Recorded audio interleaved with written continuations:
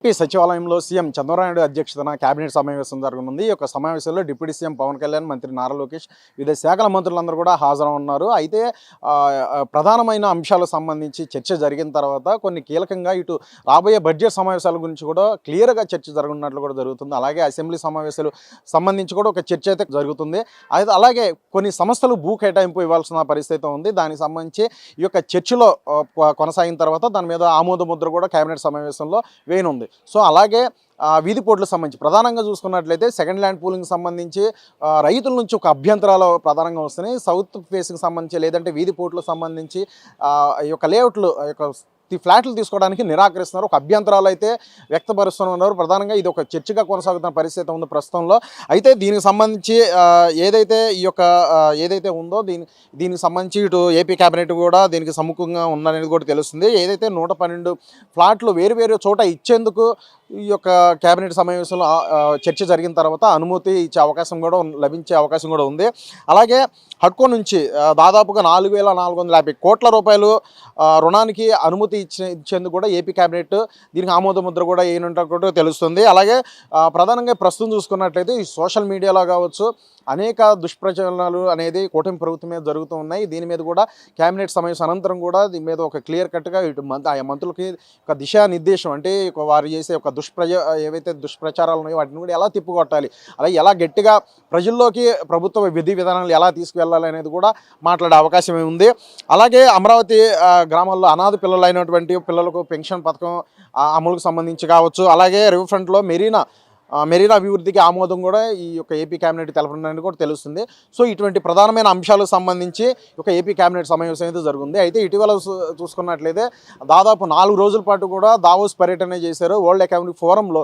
So 2026 ఒక వార్షిక సంవత్సరం సంబంధించి ఒక సీఎం చంద్రబాబు నాయుడు కూడా అక్కడ వెళ్ళడం జరిగింది. ప్రధానంగా అమరావతి ఏదైతే ఇప్పుడు రాజధానికి సంబంధించి కావచ్చు, అలాగే ఇటు పోలవరం సంబంధించి కావచ్చు అనేక పెట్టుబడులు ఇటు కేంద్రం నుండి కూడా వస్తున్నాయి. అలాగే వివిధ పెట్టుబడులు కావచ్చు వివిధ దేశంలో అనేక నలుమూల నుంచి కూడా తీసుకొచ్చే ప్రయత్నం చేస్తారు. ఏదైతే ఈ వరల్డ్ ఎకనామిక్ ఫోరంలో దేశానికి సంబంధించి కావచ్చు లేదంటే మన రాష్ట్రం ఏదైతే ఒక బ్రాండ్ ఉండే విధంగా ఒక బ్రాండ్ ప్రమోట్ చేసే విధంగా వరల్డ్ ఎకనామిక్ ఫోరంలో దాని యొక్క బ్రాండ్ మరీ ప్రోత్సహించే విధంగా పెట్టుబడులు కూడా ఆకర్షించే విధంగా ఈ యొక్క 4 రోజుల పర్యటన అయితే కొనసాగింది. ఈ నేపథ్యంలో దాదాపుగా పెట్టుబడులు కూడా ప్రభంజనం వచ్చిందనేది కూడా ప్రాథమికంగా తెలుస్తున్న పరిస్థితి ఉంది. ఇటు ప్రధానంగా ఏదైతే విశాఖపట్నంలో డిజిటల్ ఇన్ఫ్రాస్ట్రక్చర్ ఏర్పాటు కావచ్చు, అలాగే రాయలసీమలకు సంబంధించి కావచ్చు, ఇలాగ అనేక ప్రాజెక్టులకి వివిధ సంస్థలకు సంబంధించి ఇక్కడికి రావడానికి లేదంటే పెట్టుబడులు పెట్టడానికి ఆకర్షించడానికి సో సీఎం చంద్రబాబు కృషి చేస్తున్నారు. ఈ నేపథ్యంలోనే దావోస్ పర్యటన అత్యంత కీలకంగా జరిగింది. అలాగే ఎన్ని పెట్టుబడులు అలాగే ఏ విధంగా వచ్చినా అలాగే ఏవేవే కంపెనీలు లేకపోతే ఎటువంటి దిగ్గజ కంపెనీలు మరి రాష్ట్రానికి రావడానికి సిద్ధంగా ఉన్నాయి. అలాగే వారికి ఇవ్వాల్సిన రాయితీలు కావచ్చు లేదంటే బిజినెస్ పరంగా వ్యాపారం నిమిత్తం పరంగా వారికి ఏ విధంగా ఇటు రాష్ట్ర ప్రభుత్వం నుండి ఎటువంటి భరోసాలు ఉంటాయి, ఇటువంటి అన్నిటి గురించి కూడా క్లియర్ కట్గా ఈ యొక్క సమావేశంలో అలాగే దావోస్ పర్యటనలో ఏ విధంగా జరిగింది అనే అన్నిటి గురించి ఏపీ కేబినెట్ సమావేశంలో అయితే చర్చ అయితే జరుగుతుంది. చర్చ జరిగిన తర్వాత దాని మీద ఒక క్లియర్ కట్గా ఏదైతే సాయంత్రం దానికి సంబంధించి పూర్తిగా వెలువడే అవకాశం ఉంది. సో ఈ కేబినెట్ సంబంధించి ఏమేమి ప్రస్తావించారు ఏంటనేది అయితే ప్రధానంగా చూసుకున్నట్లయితే పలు అంశాలు ఎజెండాగా చేసుకొని అయితే ఏవైతే ఇప్పటివరకు చూసుకుంటే రాజధాని గ్రామాల్లో ఉన్నటువంటి అనాథ పిల్లలకు సంబంధించి పెన్షన్ పథకం అమలుకు సంబంధించి కావచ్చు, రివర్ ఫ్రంట్ సంబంధించి యొక్క అభివృద్ధి కావచ్చు, అలాగే అనేక ప్రాజెక్టులు అన్నీ కూడా కీలకంగా ఇటు అభివృద్ధి అయితే జరుగుతున్న పరిస్థితి ఉంది. అలాగే దాని యొక్క పునరాగతి అంటే అమరావతి రాజధానికి సంబంధించి ఏ విధంగా అక్కడ పని నిర్మాణాలకు సంబంధించి కావచ్చు ఏ విధంగా జరుగుతున్నాయి అనేది ఈ యొక్క కేబినెట్ సమావేశంలో చర్చ అయితే కొనసాగే అవకాశం అయితే ఉంది. అయితే ఇప్పటికే చూసుకున్నట్లయితే ఎమ్మెల్సీ భవనాలు కావచ్చు దాదాపు పూర్తయ్యే ఓపెనింగ్ అయితే సిద్ధంగా ఉన్నది కూడా తెలుస్తుంది. అలాగే జడ్జిల విల్లాస్ కావచ్చు, అలాగే మినిస్టర్ విల్లాస్ కావచ్చు, ఇలా ఐకానిక్ టవర్స్ కావచ్చు, ఇలాగ అనేక ప్రాజెక్టులు అన్నీ కూడా వాటి యొక్క రేంబాగుల్లో కూడా కార్మికులు పని చేస్తూ సో యొక్క పనిని వేగవంతం చేస్తున్న పరిస్థితి అక్కడ అయితే ఉంది. వాటి మీద అసలు ఆ యొక్క పని ఏ విధంగా జరుగుతుంది ఏంటనేది మీద కూడా దాని మీద క్లియర్గా మాట్లాడే అవకాశం అయితే ఉంది.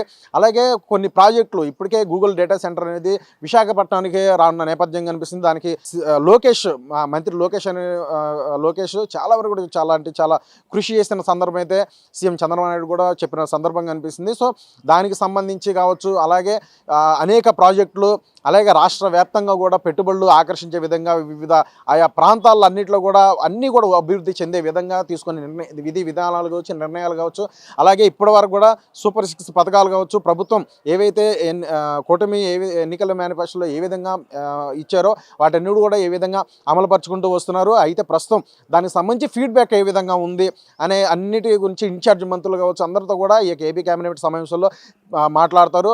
అలాగే వారి నుంచి కూడా కొన్ని సూచనలు కూడా చేసే అవకాశం ఉంది. అలాగే దీంట్లో అత్యంత కీలకంగా చూసుకున్నట్లయితే ప్రధానంగా ఇప్పుడు ఏదైతే వైసీపీ సోషల్ మీడియా వేదిక కావచ్చు, కొన్ని ఏవైతే ఇటు ప్రజలను తప్పుదో పట్టే విధంగా లేదంటే వారికి తప్పుదు ప్రచారం చేసే విధంగా చేస్తుందో దాన్ని అరికట్టే ప్రయత్నం అయితే చేయాలి అనే కోణంలో కూడా చర్చ అయితే కొనసాగుతుంది. ఈ యొక్క మంత్రులకి దిశానిర్దేశం కూడా చేయనుంది. వారు మాట్లాడే మాటలను ఏ విధంగా తిప్పి కొట్టాలి, లేదంటే ప్రజల్లోకి ఎటువంటి నెగిటివిటీ వెళ్ళే అవకాశం ఉంటుంది. ఎందుకంటే రాష్ట్ర ప్రభుత్వం ఇప్పటికే చూసుకున్నట్లయితే గతంలో ఆర్థికంగా ఎంతో చితికిపోయింది.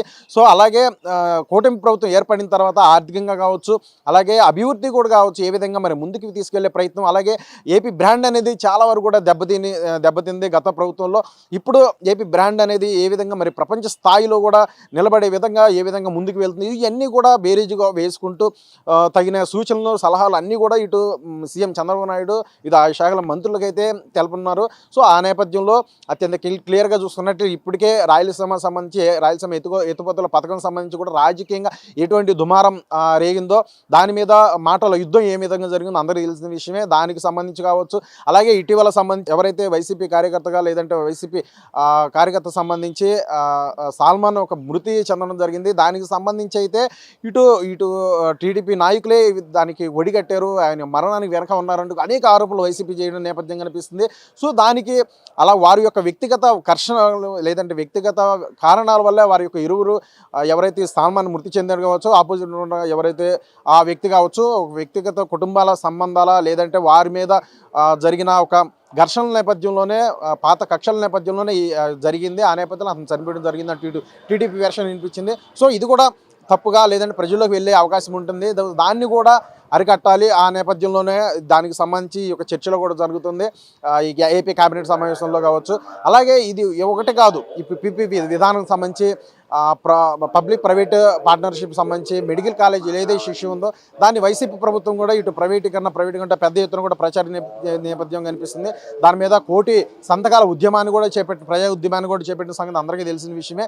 ఆ యొక్క అంశాలు కావచ్చు, దాని మీద కూడా మరి ప్రజలకి ఈ యొక్క పీపీపీ విధానంలో మెడికల్ కాలేజ్ తీసుకురావడం ద్వారా సో ఎటువంటి అత్యాధునిక మౌలిక సదుపాయాలు ఏర్పడతాయి, లేదంటే అది ప్రభుత్వ పరిధిలోనే అవన్నీ కూడా పనిచేస్తాయి అనే అంశాలకు సంబంధించి క్లియర్గా ఇటు మంత్రులకు సంబంధించి సీఎం చంద్రబాబు నాయుడు కూడా వివరించనున్నారు. ఆ యొక్క దానికి సంబంధించి కూడా ప్రజల్లోకి ఏ విధంగా తీసుకెళ్ళాలి. అలా ఏదైతే వైసీపీ ప్రభుత్వం కూటమి ప్రభుత్వం ఏ పని అంటే ఏది కూడా అవలంబిస్తున్నా సరే దాని మీద నెగిటివిటీగా లేదంటే ప్రచారం చేస్తున్నారు, దాన్ని కూడా అరికట్ట ప్రయత్నం చేయాలి అనే నేపథ్యం కనిపిస్తుంది. కాబట్టి దానికి సంబంధించి ఒక ఏపీ క్యాబినెట్లో కూడా అత్యంత కీలకంగా మాట్లాడుతున్నారని కూడా తెలుస్తుంది.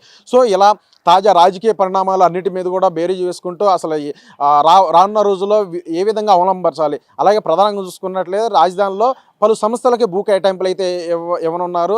దానికి కూడా గ్రీన్ సిగ్నల్ ఏపీ క్యాబినెట్ ఇవ్వనుంది.